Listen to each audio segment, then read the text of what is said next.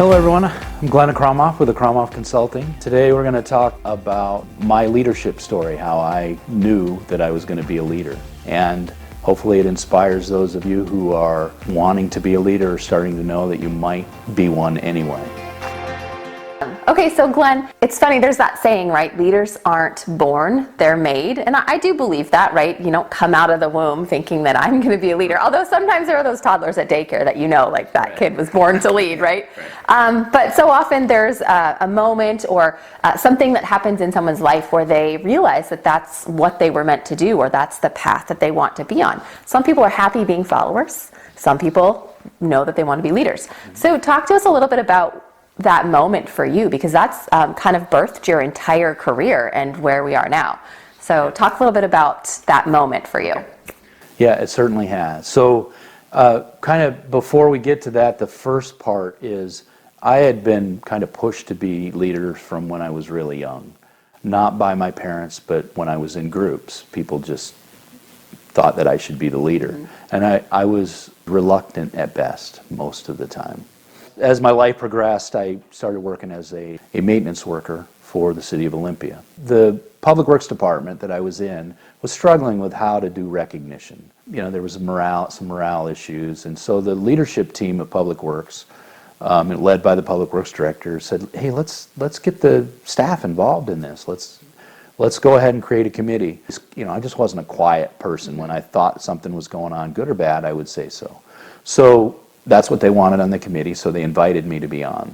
And I didn't volunteer, which, you know, is sometimes that's what you think, leaders just volunteer. Well, I didn't. And they asked me to be in, I said sure. And so I sat in a couple of meetings, and it was just really slow moving, and as a driver personality, yeah. I'm like, this is nuts. I'm going crazy, I can't listen to this anymore. So I just said, okay. We sat in 3 meetings. After the 3rd meeting, I had written some notes down, and I went, I think I know how to solve this. I wrote up a proposal. Mm-hmm. So I put it forward to the committee, and they loved it. So we worked on it. They made some tweaks, and in this meeting was the assistant public works director, who was the management representative on this. She said, okay, well, we have it, so you're going to present it to the management team. I go in there, and I present it to them. They're very stoic. They're not going to react. And so I'm not very experienced at this, so I'm like, nobody's responding to I'm me. Not getting anything. What's going on? I don't know what's going on. So funny. They said thank you, and I left at their next meeting, and they said, we think your idea is very good. We were all very pleased to hear you came up with it. So they said yes, but only one condition, that's you be the first chair. Did that shock you? Yes. Yeah, I'm like, wow. So I was also honored, so I said, okay. And of course, I'd never chaired a committee before, so I needed help, and I did some research. And the committee was really successful. A number of them didn't want to be on it from the initial committee, so we went and recruited a bunch of people, and got lots of upbeat, positive, creative people on it. The first thing that I said as the chair is, it seems to me that recognition should be a fun committee, so let's have fun. I love that, yeah. And so that's what we did. And one of our most successful events was we did the annual recognition as like it was the Oscars. We brought an envelope up, and 2 people announced. It was really cool. We had a lot of fun, and everyone really, it made it a big deal for people to come up there. Yeah. And when you saw people come up there getting recognized from all over the department, they were just very, very appreciative, and it meant something. It's not just an email in your inbox. That's right. It's peer recognition, and we're making a big deal out of this. Even though there were people who would say, don't do that to me. Sure. When they got up there, they were glowing. Yeah. So I knew I'd had an impact.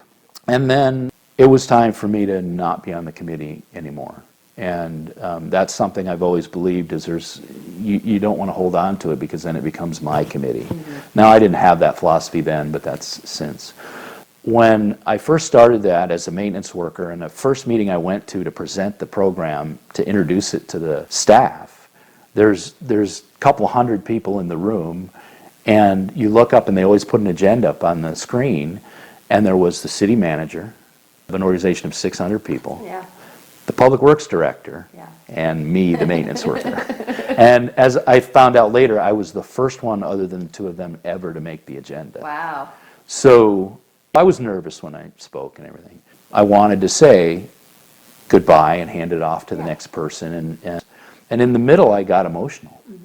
And my voice cut out a little bit, and I was a little embarrassed by it at that time. But when I looked out, I had the whole room, and they knew I was being sincere. And even now, it's emotional for me. I can tell. Well, you're reliving that and It is. the impact that you had. And it was the start of this. Yeah. So when I did that, I came off and I realized, wow, I have had impact, and I can impact people in a lot of different ways.